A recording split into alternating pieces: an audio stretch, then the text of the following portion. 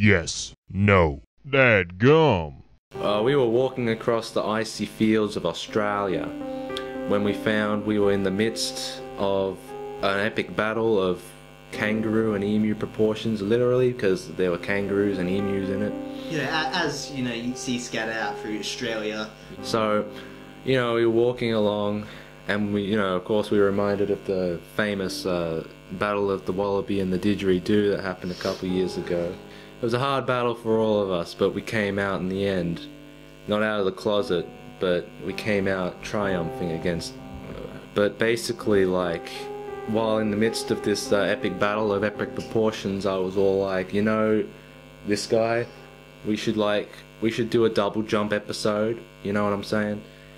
What should we do it on? And then what did you say? I don't even remember. I'll tell you what I said.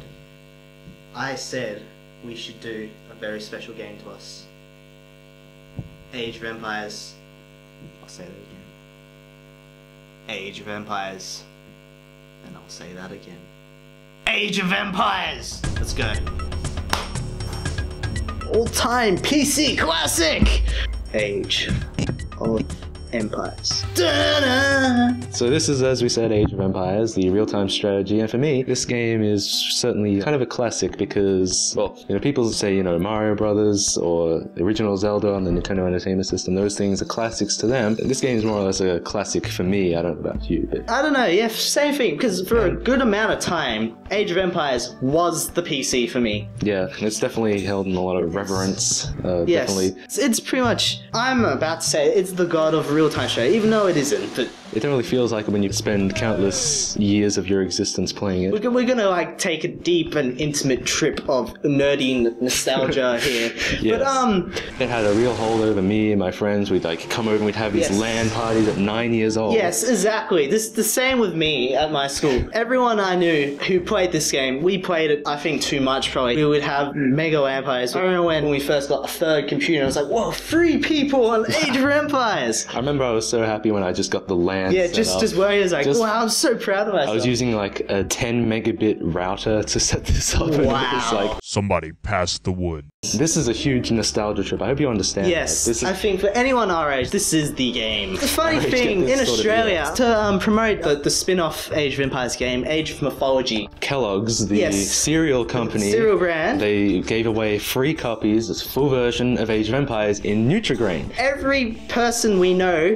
who has played this game or owns this game has gotten it through the Nutrigrain box for free. I don't know if it promoted Age of Mythology at all or whatever game. It probably didn't, because I remember when installing it came out with this crappy video. Yeah, I remember. I always skipped it. We all skipped it. We just like... Ew, I want to play the game. We just like spamming spacebar to skip past it and then just get to the install button right now. That was basically our childhood. Yes, really showing like how much of a following this game had for pretty much anyone our age. We weren't exactly smart enough to play the game over the network. I mean, we barely got the network working at home, let alone, you know, on a school network that we couldn't even control. But what I did, see, my friends and I were very into it, so we decided to, you know, on the playground actually build small villages out of sticks and stones. We even made a castle out of little pebbles we found around everywhere and sand, and it was pretty impressive, like, because there was a large dirt area on my playground and about half of it was covered with just 6 of us making this giant, and we're actually good at it. But yeah, it got to the extent where it had a pretty massive following at my school. My school's fad was pretty much Pokemon, which I believe it probably was like everywhere, but your school was special. We've already established that. Pretty much some guys would come in, they'll go and make their own empire, if you will, and we would actually wage war against each other. We would actually make catapults out of bark and, you know, put stones, and it actually worked. You would shoot rocks at it. It got a bit dangerous, honestly, but still, it was loads of fun. Yeah. And I think, yeah, it just shows how much impact this had on us, like people our age. I mean, you hear all these stories, people reenacting first-person shooters today, but, you know, that's not where it's at. This is really where it's at. I just remembered a similar story of me and, like, my sister and a friend were playing in just, like, some random park somewhere, and we would literally play Age of Treehouses. Age of Treehouses was our legendary Age of Empires spin-off that took place literally in treehouses. And we literally designed a whole game. I was going to develop it. So we got as far as making company logos and then kind of stopped. But that's not the point. The point is that this game had enough of an effect on me, my friend, my sister, even. And me. I used to play this game with my mother, and at a certain point, she was better than me. And that's not exactly a bad thing, because she was actually pretty good. Which just shows how much of an impact this has. Yeah, even anyone of all ages. This was kind of like a family game. I'm sure people who have never played this game have no idea what we're talking about. Exactly. The simplest way to describe it is basically to build your one person. Yes, you can actually reproduce from one person in this game. Yes, but don't ask how. Yeah,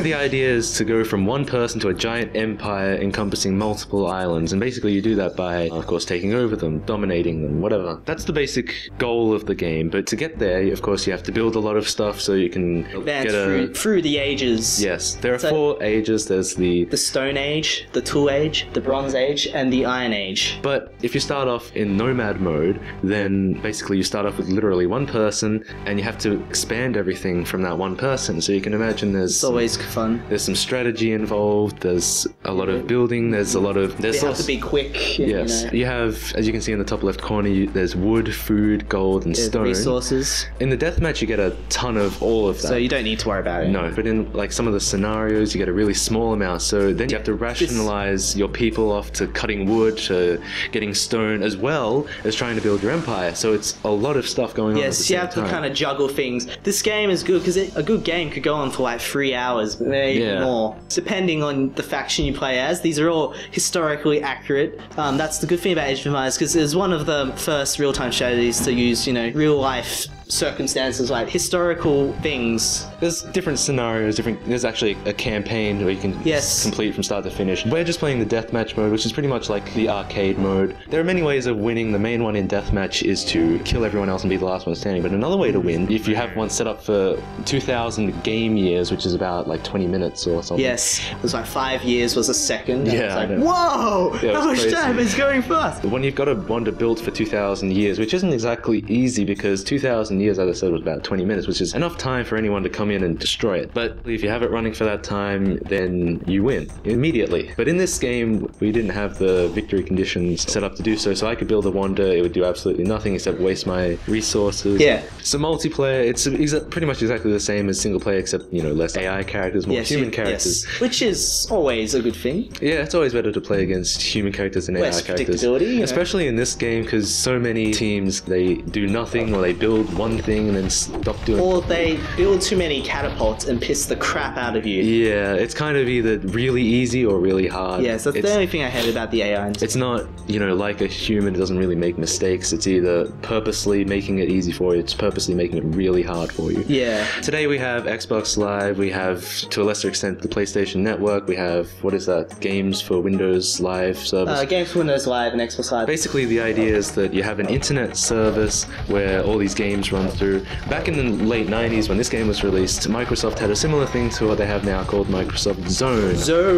The point is, Microsoft Zone was the online service back then. It's no longer in service, of course, but I don't even know what it was like. Yeah, I never played it. I don't know if anyone knows what it was like. I don't know if anyone even used it. I think the most fun thing about this game is the cheats. And that's coming from me, someone who does not cheat whatsoever. It's kind of like my religion. Yes, the cheating system was definitely the most long-lasting. Even more than just playing multiplayer matches with friends, or, just death matches against the computer. More than that, I would be, just testing out these cheats. Of course, you've got the fan favorite, the Big Daddy, which is basically a car. Like a really futuristic car. I think it's just a convertible with like a guy with a bazooka. Well, you still don't see that, so I'm going to say it's futuristic. Yes, one day everyone will be like that. And of course, there's nothing more pleasurable than watching, futuristic cars in ancient times blowing everything up. I mean, really, how does it get much better than that? I just got some satisfaction. Back in the day, the Big Daddy wasn't really my weapon of choice. Me too, because I found it annoying, because I kept finding they would just keep blowing up. Yeah, it was too powerful. Yeah, wait. Especially when you group them up like this, one can blow up the entire thing, because just the range of the power is just so great. So usually what I end up doing is using the Photon Men. Yes, Photon Men was my cheat of choice. Yeah, which was basically these guys wearing like a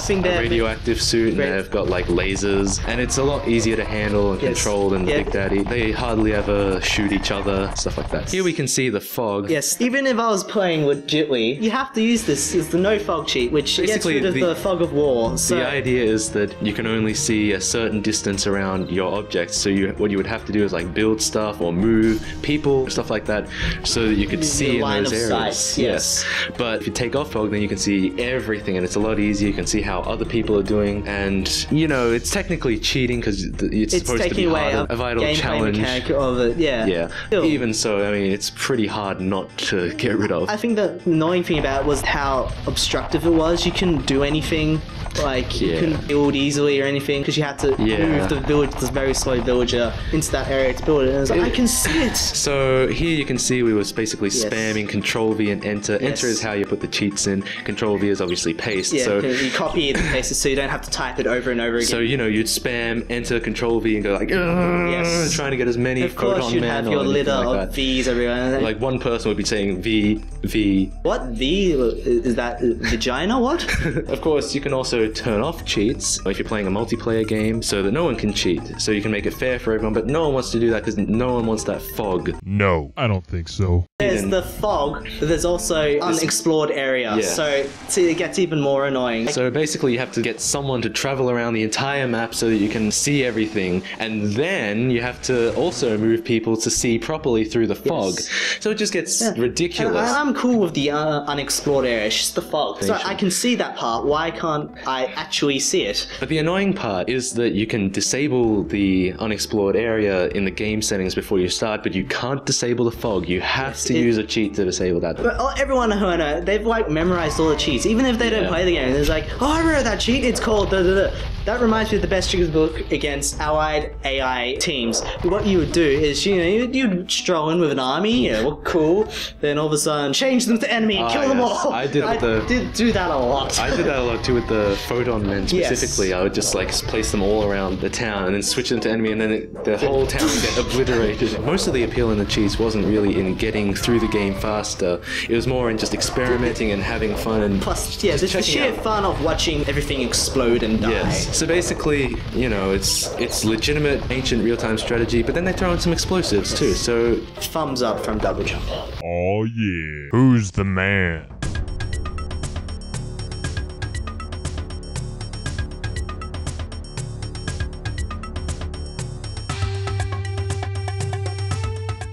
toss a shrimp on the barbie, mate. Actually, we call them prawns here.